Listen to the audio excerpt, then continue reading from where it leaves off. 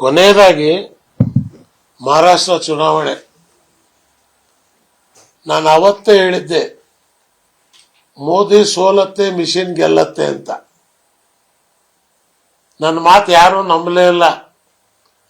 ಧನ ಧನ ಧನ ಧನ ಧನ ಅಂತೇಳಿ ಏನು ಅನುಭವ ಇಲ್ಲ.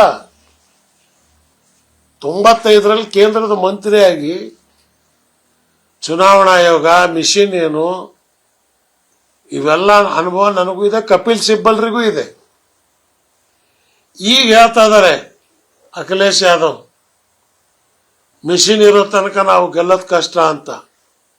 ನೀವು ಕೇಳಬಹುದು. ಅಂದ್ಮೇಲೆ ಜಾರ್ಖಂಡ್ನಾಗ ಏನು ಮೋದಿ ಬಾರಿ ಬುದ್ಧಿವಂತರು. ಎಲೆಯಲ್ಲಿ ಊಟ ಹಾಕಿದಾಗ ಕೋಸಂಬರಿ ಕೈ ಹಾಕಲ್ಲ, ಲಡ್ಡುಗೆ ಕೈ ಹಾಕೋದು. ಎಲೆಯಲ್ಲಿ ಹಾಕಿದ್ದೆಲ್ಲ ಊಟ ತಿನ್ನಲ್ಲ.